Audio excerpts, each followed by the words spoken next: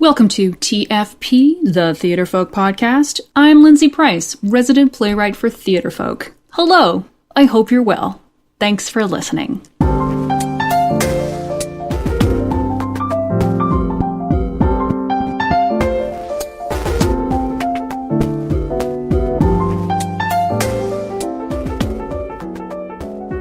Today, I'm talking to theater educator extraordinaire, Gai Jones. Gai decided in the 5th grade that she wanted to be a theater educator, and she has been impacting teachers and students for over 40 years. She may be retired, but she is not slowing down. Gai's on the board for the Educational Theater Association. She travels on average to 20 states a year, adjudicating, teaching workshops, fundraising for student scholarships. Let's get right to this interview. So just a bit of a heads up, there's a little bit of a hum and a couple of phone rings, but we can handle all that, right? And make sure you keep listening because Gai is going to reveal her top tips for theater teachers, and they're really valuable, and I think they're ones you won't expect. And she also has some specific tips on how you can be an advocate for your arts program. Okay, here's Gai. Hello, everybody. Well, I am tickled pink today. I am really jazzed for the conversation that I am about to have. I have here on the podcast, I think, a theater educator extraordinaire, Gai Jones. I've only been doing workshops and festivals for a relatively short time, but I have always known about the impact that Gai has on both teachers and students. Hello, Gai. Thank you. I love it. Hello, everyone. I so appreciate this opportunity. Yeah, it's awesome. Now, you've been extremely busy recently. You've been doing some fundraising, actually. What has that all been about? You know, with Thespians, Jason Daunter, who is the stage manager on the first national production tour of Wicked, and Matt Conover, who's vice president of Disney. He's in charge of casting on both coasts and cruise ships, etc. We came up with an idea that said, how about we do a little benefit while we're all in California at the same time, which is like a year and a half ago, and raise money for Thespian Scholarship. And this is just for some folks who might not know, but Thespians is an educational theater organization. It's the umbrella company is the Educational Theater Association, and Thespians are high school and middle school theater troupes, basically. Yes. And yes, they are, and it's an honor society, so the kids have to accumulate a certain amount of hours to be initiated. And then there's also academic Thespians, so after they become that, and if they got really good grades, then they've got other benefits. So Educational Theater Association is the umbrella organization over Thespians. And we have something like 47,000 Thespians and over 8,000 adult members who belong to EDTA, Educational Theater Association. Jason, Matt, and I happen to serve on the board, and we're very lucky to do that. We have a 3-year term, each one of us overlapping. They were all in California at the same time, and I said, come on to Ojai, because I live in Ojai, California. And I said, we'll put on a benefit. And I said, I happen to have some girls that I work with in musical theater, and Jason all of a sudden said, let's put on a show.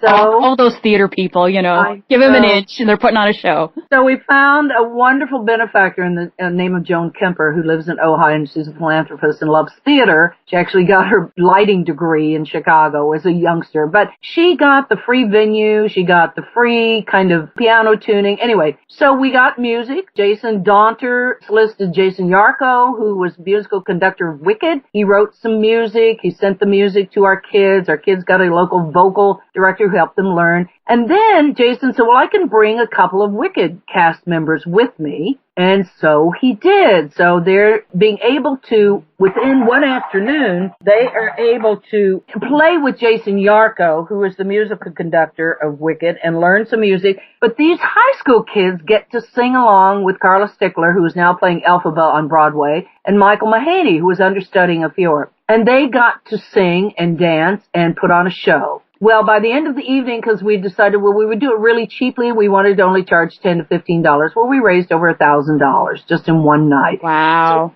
So we thought, well, this is all going to go to Thespian Scholarship to help those kids who want to go to college and major in theater. So we decided, Jason said, we'll just follow Wicked. So we decided to follow Wicked. We brought EDTA on board, and they came up with a marketing and publicity. And therefore, Kristen McFadden joined us, who is Director of Development with Educational Theater Association. So now we've done 19 cities around the country, including Hawaii, and we have done shows, and we've raised over $45,000, plus another $250,000 in in-kind donations. That's fantastic. We feel so good about that. So that's one of the projects that I'm working on. That's really awesome. How long would you say you've been involved with drama and education? Oh, I started actually, the first time I started something was when I was in 5th grade, and I got to take elocution lessons, which the older people will know what that is. But I got to stand on Mrs. A.B. Morgan's Persian rug in Chickasha, Oklahoma. And every week I recited poetry or did monologues, and she gave me adjustments. Now, I didn't know what that was at the time, but I thought this is really cool. And my mother was ahead of her time, and she let me do this. And so I took it all the way through high school, and I decided in 5th grade that I wanted to be a theater educator. So I became one. College, went to a very specialized, very small women's college in Oklahoma, in which we had to do everything. We did the lighting when the Oklahoma City Symphony came through. We did the set crew. We did everything. And we also got to play some male roles, only in the Shakespeare, or they called public domain kind of things. Otherwise, we recruited the officers from a nearby military base, but we only recruited officers. Okay. Right. And well, you have to have standards, right? I know, we do. It was a very specialized degree. It was a BA in speech and drama. So then I came to California, and I started teaching 8th grade speech and drama and English. And I was the first woman to get a master's degree in theater from Cal State University, Fullerton. Moved on to El Dorado High School, in which I was a one-person show for 38 years. When I retired, they so kindly named the theater after me. It's called the Gai Jones Theater. It's a little black box theater. That's where I spent all my life. And I said, I just donated like a lot of time of my life. I didn't donate any money, except I probably really did throughout the year. But now there's a Gai Jones Theater in Placentia, California, so I'm very happy about that. So after retirement, I'm now more flexible that I can teach at Santa Barbara City College. Actually, it's the Center for Continuing Lifelong Learning, which I have ages like 17 through, my oldest student is 92 years old. Mary, who is my neighbor, just wanted to try to be an actor, so she's coming on over. And then I also teach at Cal State University East Bay, in which I set up professional development institutes for teachers, for theater teachers around the nation. So that's where I am. So that's how long. What is it about teaching that clicks for you? Like, why be a drama teacher? I'm going to say I'm teaching part-time only 2 days a week at Ventura Charter School, and I'm teaching little 5th and 6th graders, and also 1 7th and 8th grade class. And the 5th and 6th graders are just so engaged and wonderful. But you know what?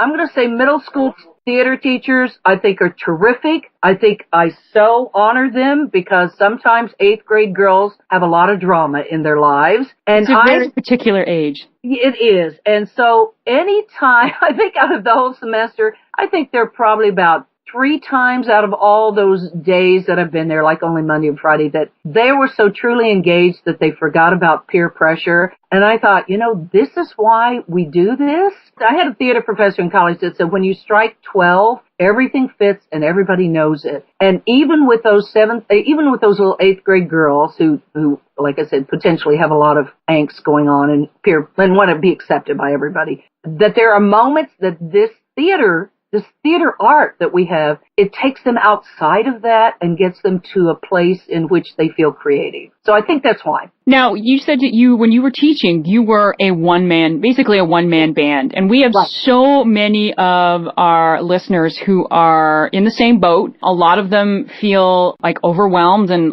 sometimes a little bit alone. So how did you deal with being just the one who had to do it all? What a great question. First of all, I engaged my students and I empowered them. And it took a while. I started in the first year I had like 1 speech and drama class and maybe 1 theater class. And then over about 4 years, then I had 5. And it just progressed from that point. But I think the empowerment that I let students have a place to succeed, but also could experiment in a safe environment. And to the point that thespians were really important to us because it's an honor society. And what happens was that I often would engage the students as student leaders. So I would have a staff meeting every week with the student leaders who was in charge of costumes or in charge of props and set them up for success, because I would give them expectations and also give them a way to help them. But literally, if some costume person didn't come through, which happened, we all picked it up, but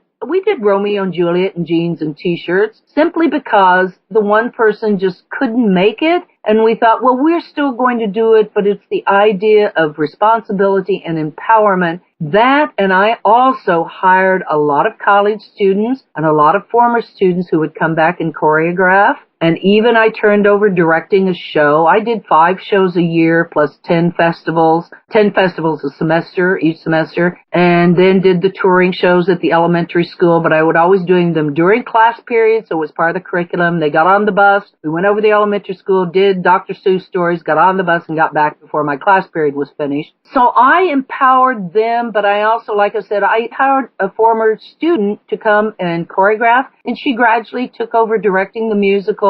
And so I embraced a lot of help from other faculty members and students. I love that. I love the whole notion of just empowering students. It's like if you don't have other drama teachers around you, you sort of, and I like how you said that you had a staff meeting with your student leaders. You know, why not? Right. Yeah. I know you because of the workshop work that you do. How many festivals do you think you travel to in a year to teach workshops? I probably travel to between adjudicating for the main stage at the International Thespian Festival at the University of Nebraska-Lincoln, plus doing workshops, plus doing Making Magic Defying Gravity. I probably go to maybe 20 states throughout the year, and I feel very honored because every time I go, I meet wonderful people, but I also get to learn from them. Because I came back, like I said, from the Northeast Conference, where they did a very small, it's New England states, very small conference in 400, and then I went from there. I learned so much there, and then I went to Texas, which happens to have something like 3,000 or 4,000, I think that's right. And then I stopped in Arizona, which I think, Lindsay, you were there at least. Or yeah, Craig you know what? I think I saw you like across the room. It was one of those. Yes. Sorry. Hello. Bye. Hello. We have another, 1,200 or so, but every place I go, there is something that I learn. And then I volunteered to be on the California State Thespian Board because I was the past chapter director, and I serve as membership vice president for that. And also California Educational Theater Association, I volunteered to be membership for that. And DTASC, which is Drama Teachers Association of Southern California, I volunteered to be vice president of advocacy. But I'm the linking person with the 1,000 theater educators in the state of California because every time I go somewhere, I learn something that can help California, that can help teachers around the nation, that can help anybody or student that I go into a workshop. So I have several different workshops. One is my big push is Ensemble Building. And I was going to ask you about that because when I was looking at your workshops, that seems to be the thing that you really hit home. And why is that important? Well, I think probably because of the supportive, collaborative nature, the whole 21st Century Skills, which we were doing way before they named it 21st Century Skills, with the collaboration and the creativity and the critical thinking and the communication. It's all about that. And so with that emphasis now, I really approach it that way. That not only in class do I set everything up as a collaboration, but also on Thespians, I set everything up with the students and as teachers as well. We're all in this collaborative nature. And that's particularly, I so encourage theater teachers to get involved in their local and their state and their national educational theater association because you find out you're not by yourself. And particularly with Educational Theater Association, with their web-based community, which is going to roll out in February of 2014, you can go on and post something and you'll get an answer instantaneously. Once again, it's my theory of ensemble. We're all in this together. So any way we can share, I don't consider it as competitive. I consider it as creative and also collaborative. That one I do a lot on teaching students to be directors on little projects. I'm one of those that think everybody should go get your degree in directing before you take on a full-length play, but I know some directors and teachers have opposing views on that. But I will teach the student, particularly that, and also I have a workshop called Ace Any Theater Audition, but I take them through every kind of audition that they may run into, from cattle call to improv to interview, etc. So those are my 3 major ones. Plus, I really like to work with teachers on best practices, so I share a lot with facilitating with that. I have a book called Raising the Curtain. It's 4 years of curriculum. It's through perfectionlearning.com. It is $49.95, I believe now. And I hear it's a really first turnaround once you order that you get it. But then someone said they Googled it on eBay and someone's selling it for $300. So oh my gosh.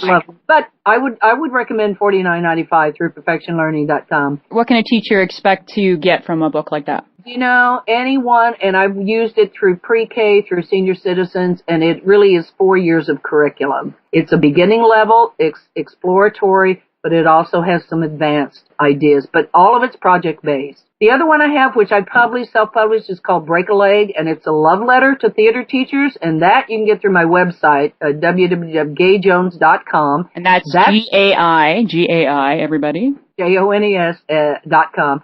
And it's $16, but it's all the tips and truisms that they didn't articulate when we were in college. Like, you will lose your theater keys at least once a year. I was gonna ask you, what's the number one tip? Is that it? You're gonna lose your keys? The next one is learn to drive a big truck. Okay?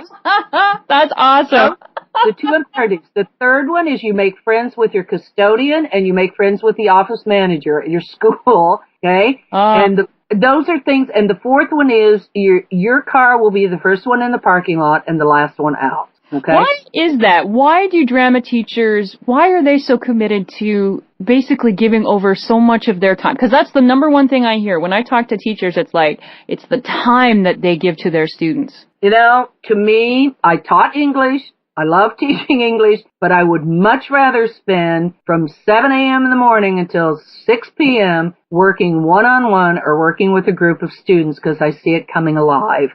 And it's so instantaneous. And even when it doesn't work, I'm learning something. Now, I made it a practice, though. This is another tip, that I go home at 6 o'clock. I have a family. I went to go see my own daughter's swim meets. I took my kids to things. I involved my own children in things, but they grew up and became a sixth grade teacher. And the other is a principal of an elementary school in which she says, I use theater every day of my life, particularly improvisation with my teachers. But I go home, except on the nights that I had production week, or on a weekend when I might have a comedy sports, which is improvisational theater. But I didn't do Saturday work days. I wanted to have a life. So the other really big tip that I have in my book, first of all, the book will make you laugh, but the second one is take care of yourself. The kids will graduate, your family will not. Your family and friends and children are the ones that you need to be there for, but understand, those kids at school will understand that you're going to go home to your family. So I think that's really a big tip. I think that's a great tip. Do you think that the approach to drama and education has changed over time? I think that we're catching up with the times. It is, and thanks to people like you, Lindsay and Craig, that you're forcing us, and really wonderfully forcing us, to get web-based and get high-tech. Seriously. Because it's a gentle cajoling, I think. Oh, the things you offer are incredible. I take them, I print them, I use them.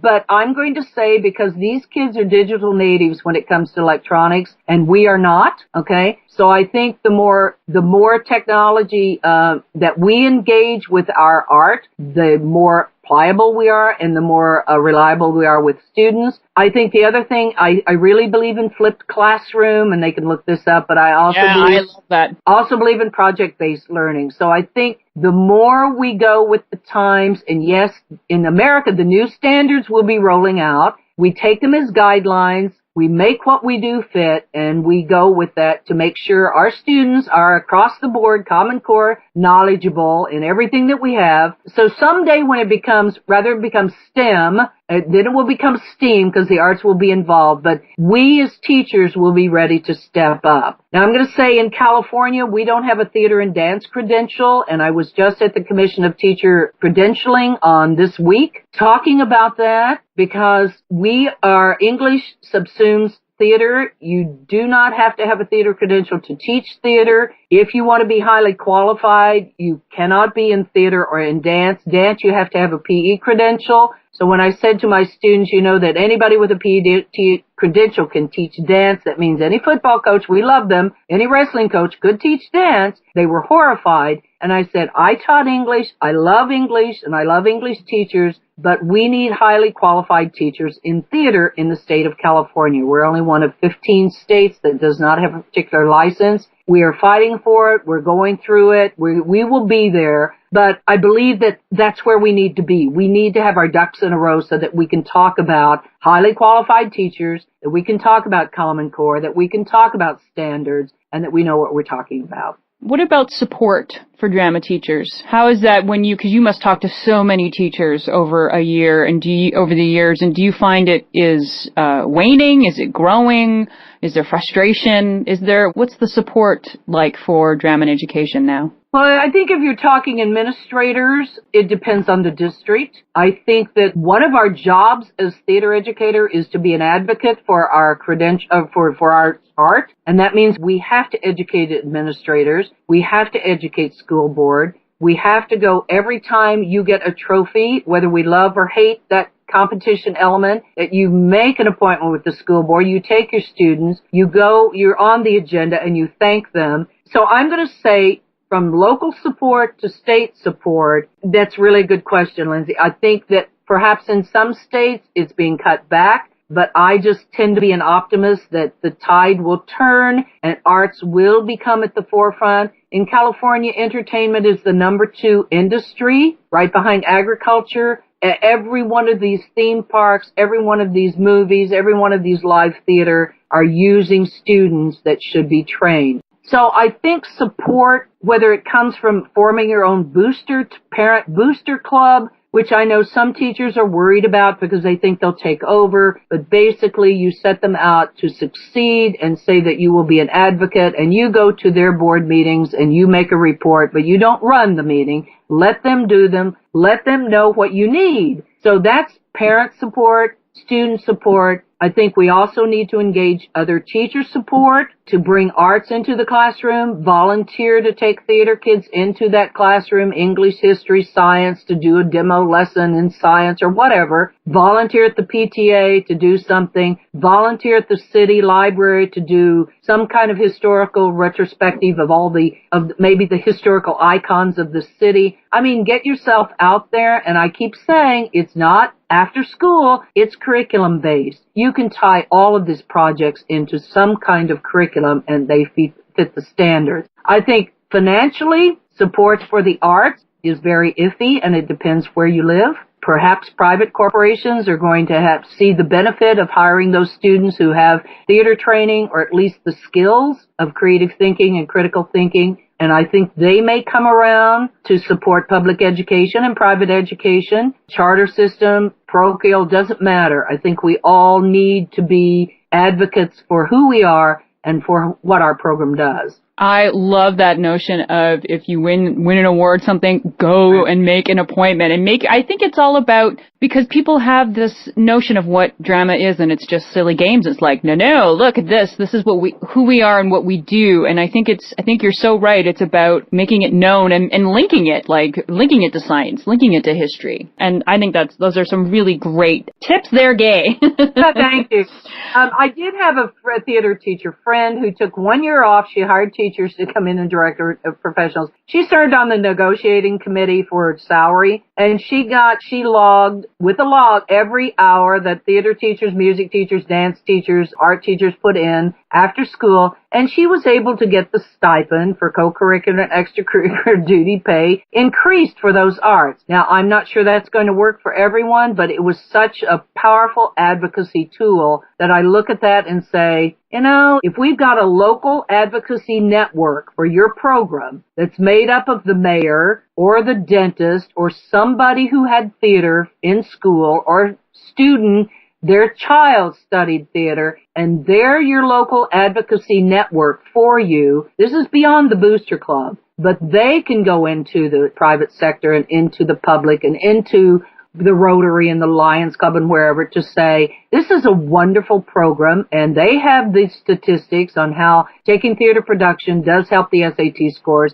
All of those facts are on the Educational Theater Association website. So if you need any statistics, you go there to be able to arm your local advocacy network and call in a land group that you've set up, and they're the ones that will help you. Awesome. Yes, we are going to put any website that we mentioned today in this podcast in the show notes so that people will be able to easily access it. So that is Gai Jones and her book, Raising the Curtain, and then the Thespians Sponsorship Fundraising. That's called Defying Gravity, is it not? It's called Making Magic Defying Gravity because it blends two well-known sources such as Disney and Wicked. Okay.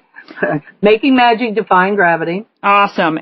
So that's it. Thank you so much for taking time out of your intensely busy schedule. Are you busier now than when you were teaching, do you think, sometimes? You know what? Now I can say yes to projects, and I can say, maybe not right now at this time. That's the benefit. There is life after theater education, meaning you can invent yourself and reinvent yourself at least 5 or 6 times. Go on to careers, but theater education will always be there, and to pay it forward and pay it back, I direct at 3 different community theaters. I do workshops around the area. So I've been able to say, am I busier? I'm probably more diversely busy, but I think every theater teacher is busy. Yeah. But yeah, I think probably so. Maybe more specifically fulfilled, maybe. Yes, because I have the freedom to say, oh, that sounds great. Okay. And I go for it. Awesome. Thank you so much, Gai. Thank you. Have a good night. Keep doing your work. Yay, I love it. Sure. All right, bye-bye. Bye-bye. Thank you, Gai. I really appreciate that she took the time to talk with little old me in my little old podcast. It's really great. So before we go, let's do some theater folk news. Don't turn that off.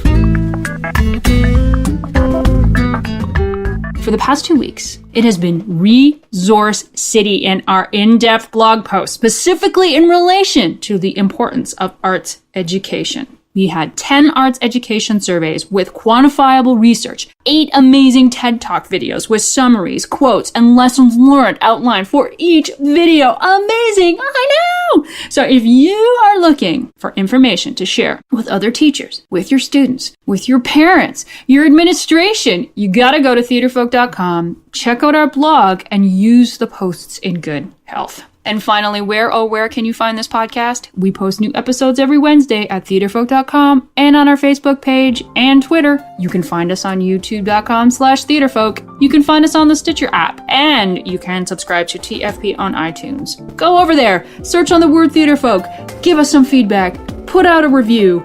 That would be so lovely.